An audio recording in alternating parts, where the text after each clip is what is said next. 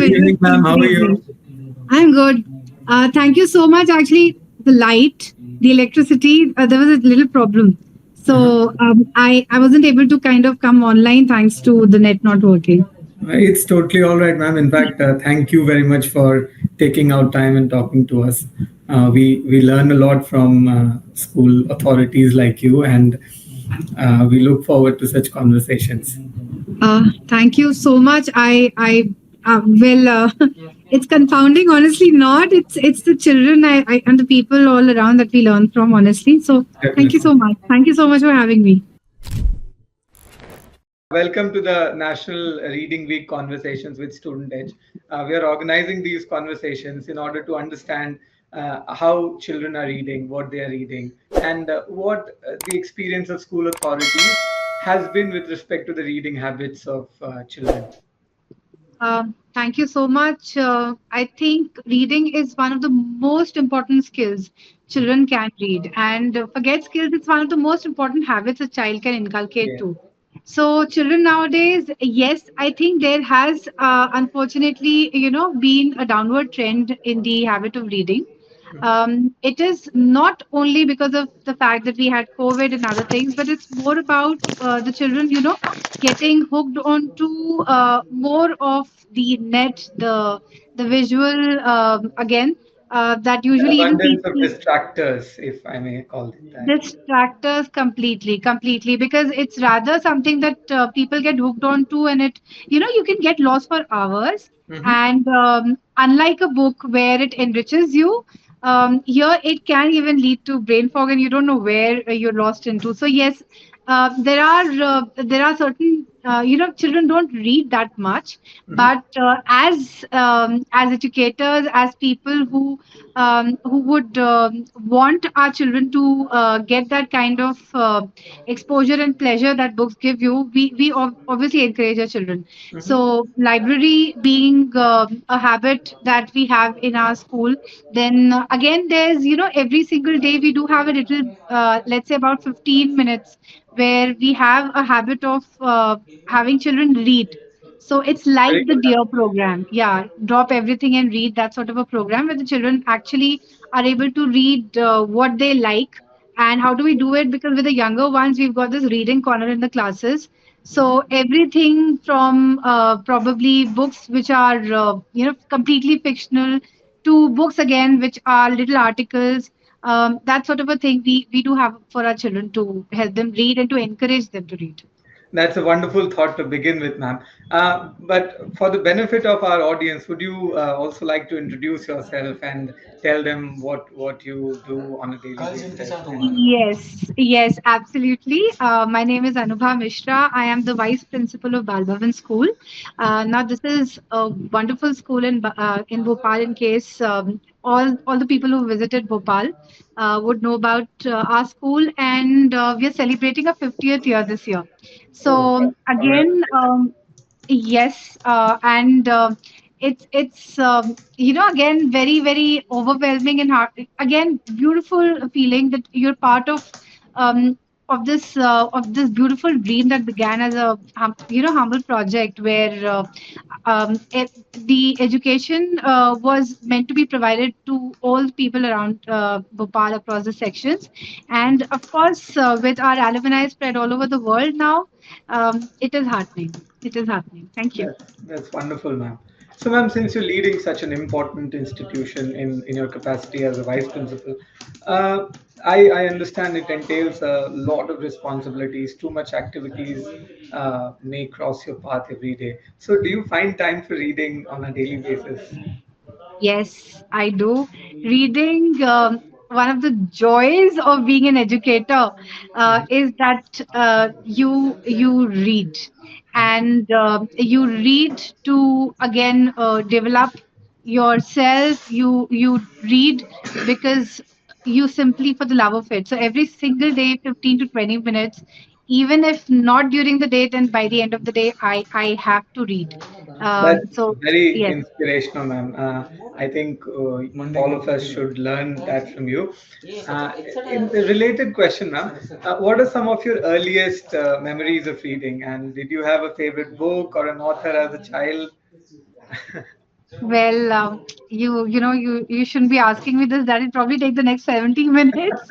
But yes, I I think I I come from a home where my father's actually been a writer. He was a Hindi newsreader at All India Radio Delhi, and again he used to read a lot. And I think I don't even remember because I my father used to read stories to me when I was, I think, 3 years old, and we used to have these beautiful thick hardbound folk tales from all over the world, and my father would read them, and it was hypnotic the way stories can again take you, transform you to absolutely some other different space, time, and era. And that's how I really got hooked on to again reading, and the visuals, the pictures in the books. So I would look at them again and again. And because there was such a habit and a culture of reading in my family, so that's how I again got introduced to it. One of my favorite authors. Reader. Uh, for a reader, books are like best friends. You keep revisiting them. It's a joy opening up a book. Smelling again those books, the pages which have yellowed with time. Enid Blyton has to be Enid Blyton, and I've read a lot. Then, of course, one of my favorites should be Pride and Prejudice, and I think too many, but yes, just what came to my mind at the moment. Absolutely. That these are very good books, ma'am, and I have myself read some of them. As a child, did you mostly read fiction, or did you also glance through non-fiction books or maybe newspapers from time to time? As I said, my father was a very veteran newsreader at All India Radio New Delhi. So yes, newspaper, the culture of again browsing through the headlines, reading the newspaper, was something that was inculcated, and that was read every single day. And we obviously had our father training us at the beginning to read the newspaper. So in fact, even my mother. And then later on, when we started reading it, it was about going through, and not just probably a page. So it wasn't meant to be skipped, and there was a healthy discussion around it. So yes, newspaper reading was a very important part. And again, all of us, even fiction, I'm partial towards fiction, but as you grow older, it's again, you have a bent towards philosophy, you have a bent towards motivational books. So that's me. Yes, more Who or would less. you say is your favorite philosopher, if I may ask that? You really, if you've read an autobiography of a yogi, Yes, um, Swami. in case you've heard about him, yes. So for me, a lot of teachings, a lot of teachings, as far as how you should really lead your life, what again the trials and tribulations of any human being would be, and how do you overcome that, and put in a very very beautiful, It's it, poetic, and ma'am. yet humorous manner. Yes, It is, in that's fact, features in the top 10 reading list of most reading recommendations these days. should I'm not surprised at all, because at times what you're seeking, a lot of it comes from a book, because books at times you're able to relate to, you're able to get guidance from, the book is a problem solver. It's one of the best friends one can have. Wonderful, ma'am. Ma'am, since we were discussing newspapers and your reading habits as a child, what are your thoughts on student-edge newspaper? We look forward to it. Well, I can tell you that the every single month, I really felt that it's very, very carefully curated. Again, very age friendly as far as children go, and it's again very well again designed. It's thought provoking. It's something that the children can relate to, and we found that we've been able to use again the excerpts from it. Again, as far as the news is concerned, we cover it in our assemblies, we do it in our social studies debates, a Mhm. part of the discussions, and it obviously has a place of pride in our libraries, where the children grab onto it when they go to the library. So, great, commendable job, and thank you for providing that kind of richness and quality for our students and for us. Thank you very much, ma'am. What you say is very heartening, and it gives us more motivation to further fine tune our content on a regular basis. So, thank you very much for that. Uh, Now, since we're discussing reading newspapers or reading in general, what are some of the ways you think schools can promote reading, and especially at a time when we have seen a regression in the reading habits of children, the abundance of distractors and social media. So, what are some of the ways you think schools can deploy to enhance the habit of reading? Here, I again, feel that it's not only the children that we need to be addressing. We're talking also about families and parents. So there has been a decline in the reading habit, even as far as parents go, because I learned it completely from my parents. I saw them, they were the models. So, though nowadays you hear parents, and this is a very common phrase, I tell my children to read, I tell my children to read. But the point is, you do not One read. has to Your model it. children. Yes. Yes, and it's not about children never listen, they watch you.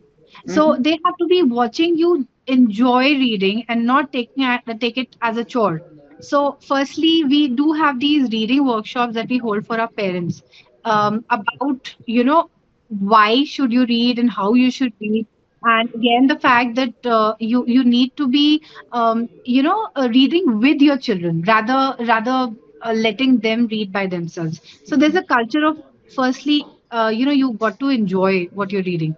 Then, as far as the children go, we teach our children right from the time when they start going to the library. We in fact have our library which has been completely renovated about 2 years ago, and the moment grade two children step into these 6 7 year olds, and we have an entire section where we let them choose a book by themselves. That is the most important thing because the child has to take onus of what he or she likes to read. Even the young ones in our pre-primary, they kind of sift through the pages. They need to get acquainted with it. It doesn't matter if a child is mindlessly going through the pages. There is a relationship being formed between a book and a child, and which of course goes on to this choice of book. Very important thing, that he comes back, he doesn't like it, he goes back, he chooses another one, that's fine. But you do not choose a book and hand it over to a child. That's one of the most important things. And that's how a child really learns about what genre he likes, what he doesn't. Then again, we have a few worksheets and role plays that we actually design around the reading activities in our library. So there's always a blurb which is discussed, and our library is a very interactive place because we've got the new top reading books that we have, and we celebrate Authors Day every month. We've got a JK Rowling obviously coming this month. So that's again, letting a child get acquainted with not two-dimensional uh, pages, but how can a book speak to you, and how can you be involved and engrossed in it. So that, and of course, as I told you, there's this 15 to 20-minute reading habit that we want our children to have every single day. Moreover, holidays are a beautiful time to share a list with children about the books they may read about a place they're visiting, and how would they want to again come back and discuss about it.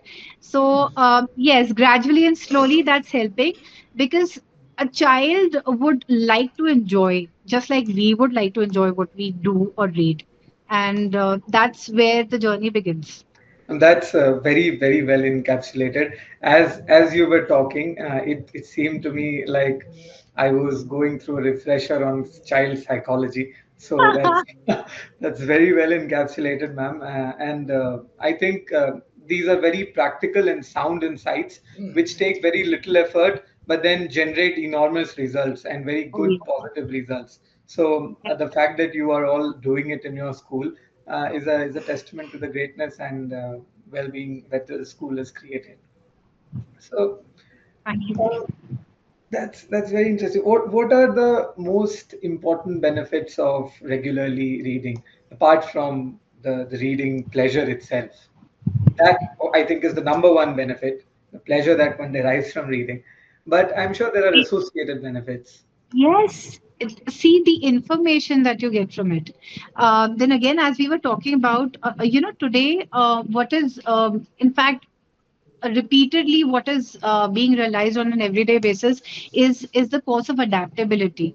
How adaptable is a person, and again, books really expose you to that, because instead of kind of experiencing maybe a situation or things by yourself, you're exposed to a number of point of views, be it fictional or realistic fictional or a non-fictional genre, or again an information that you derive about somebody's biography or autobiography. You're exposed to point of views. You're exposed to, again, how you should solve a problem, the critical thinking that goes within it. Again, besides the information that you get first hand on, you also learn to infer things. The habit of skimming and scanning leads to the development of cognitive ability, and that's been proven. So this goes along, besides the fact that you of course have the imagination being developed.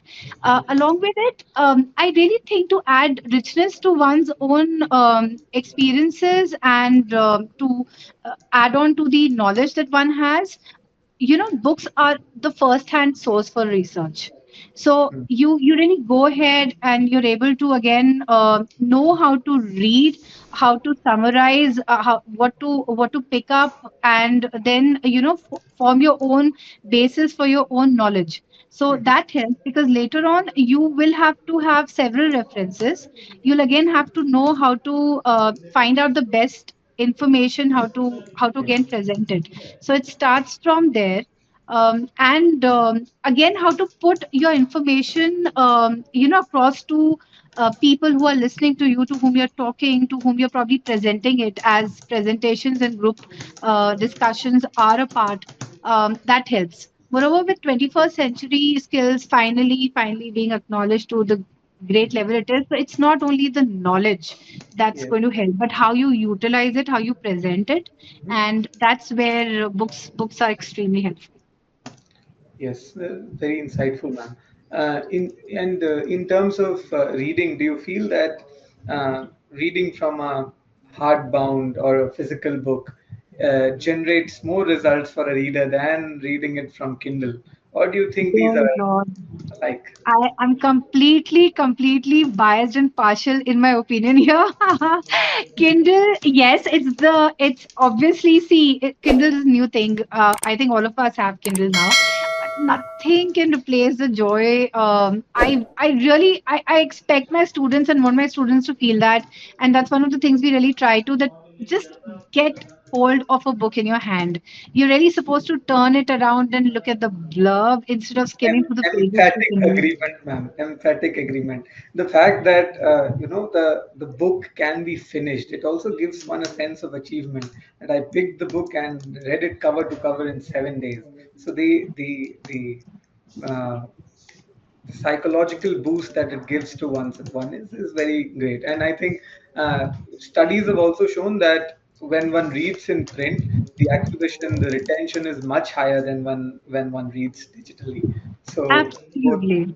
it's- yes. So but I'll then, agree. like, can Yeah. can the print media and the digital media coexist, or will the digital media win the war? They'll always have to coexist, and with time, let's see, it'll always happen. It can't be that here, if the purpose is about reading, and if the purpose is again about gaining knowledge, about again striving for knowing more, you will always have to have access to resources, which can be obviously the digital media too, and they can coexist completely as long as our purpose is completely clear. And yes, who knows, you cannot undermine the way technology is taking over the world, and you have to again get used to it, you have to accept it gladly. And the only thing is, of course, somewhere or the other, we should not let our children be deprived of the joys of looking at books till we can, because that is something which again has a psychological impact as well. But yes, you cannot say that it is probably going to overpower at one point of time. Till then, we do have the two of them coexisting peacefully. I was reading somewhere, ma'am, that the mere presence of the books in one's home predicts reading habit in future. So if a child has grown up in a house where there are many books, hundreds of books, then the probability that the child would go on to become a reader is higher than if the child has not gotten exposure to books from an early age. The problem with a Kindle is that it does not give any exposure to the books. One has to actively go and seek it. Yes, and I cannot really explain it, but you kind of just, obviously scrolling through it, you're able to see whatever comes in, and then you have to kind of drag yourself to the last page. Where is the excitement of opening a book, maybe three-fourths, and just kind of trying to know where the book is going to lead you, or probably, again, open the first page and smell the ink and the pages. You have to have a book for that. There's nothing that can replace it. And I so completely agree. That was such an interesting observation. That's the reason why people, no matter whether you go to the restaurants or whether you catch them on a train, everybody is like obviously stuck to mobiles, and the children need to see their parents and their families reading a bit. It's just like, it's indulging in nature. One has to take out time for those charming moments too, of going for picnics, of reading, of listening to music with your children. And one has to show your children, be with them, model that. Is there a reading club for teachers and students at your school? Yes, we have, and proudly called Bookworm. We, in fact, are thinking of naming it, but then we want our children to be independent, and they'll probably come up with a name for their own club. So yes, we do have it because these are the children who love reading and are maybe those aspiring authors. The kids who probably want to gain knowledge about all over the world, have questions, they are full of curiosity, they have answers to these questions that they want to discuss, and this provides that space to them. Teachers, yes. So the genres are sometimes as a surprise clearly divided. You've got your sections and genres divided as far as the teachers are concerned, and yes, that's quite a thriving club in our school. Reading is it's updating yourself with what you need to do in today's world as far as teaching children goes, and no longer, and thank god for it, can you enter a class with just the knowledge of what you teach. You have to go beyond it. You have to be completely prepared. You have to be flexible. There is a purposeful, challenging class that has to be, transacted every single day. And yes, your own notes, your own reading helps you greatly. Mhm. Since, ma'am, you've been an avid reader right from your childhood, and you were also a member of the book club at your school, could you recommend, let's say, three books that every child should read after class fifth, maybe? Okay, after class fifth, I would really, honestly, in our school, we're trying to have our children start on, the classic Enid Blytons. Then there is, of course, please choose Ruskin Bond. It's important for our children to be reading Ruskin Bond. And then one very big favorite, and somehow, of course, that impact that it has on children is The Diary of a Wimpy Kid, surprisingly. So there's a lot of discussion that happens around that book in our library, with the children and amongst the children, between the teachers. So yes, surprisingly, that's there. And the classics, they never. The reason why they're classics, they never go out of style.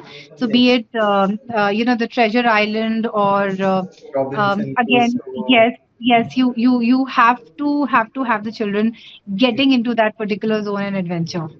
Yes, So, what advice would you give to our listeners who are students who struggle to develop a reading habit? I would only ask you to just listen to your voice when you get into a bookstore or the library or whichever book calls out to you.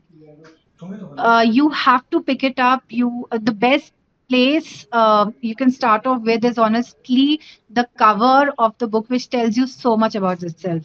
And a book is, of course, calling out to you just as you would want to read it too. There's a blurb, and start off. Choose a book for the joy of it.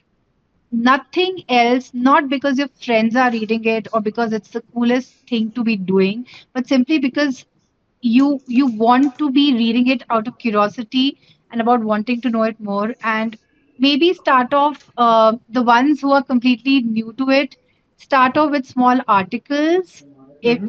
you are into non-fiction, start off with very small, again, books. Doesn't matter which age group, it doesn't matter.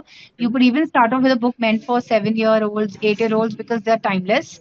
And go in for books which have pictures in it. If you like fiction, if you like non-fiction, go in for the purpose or information that the book would be providing to you. Start small, start with 10 minutes, go on to a discussion about it.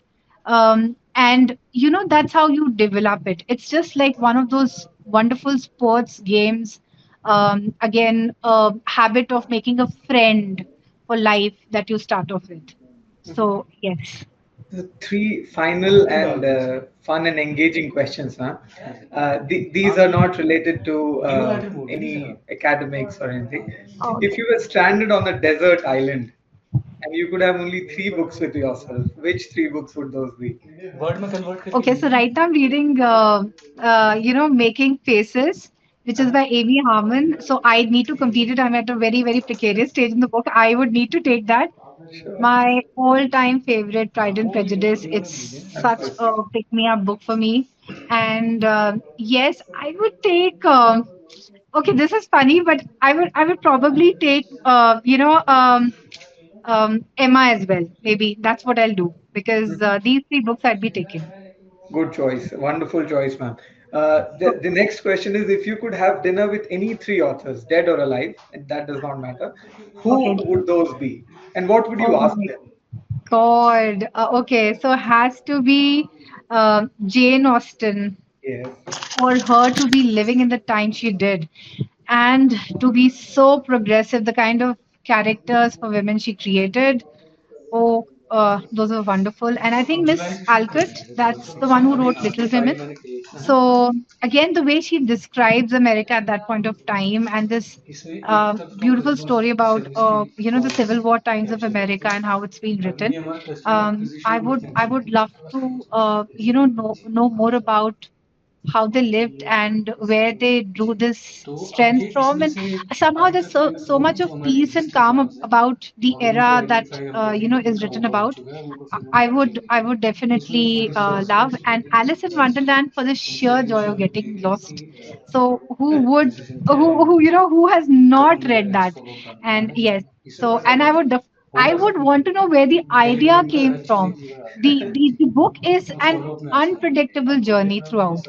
So yes, Once again, yes. ma'am, a very, very nice list, and I think you should get a chance to talk to these people, at least in your imagination. Yes. Finally, can you give a fun and creative writing prompt to our students who would like to write something? Just a single sentence. Uh, right. So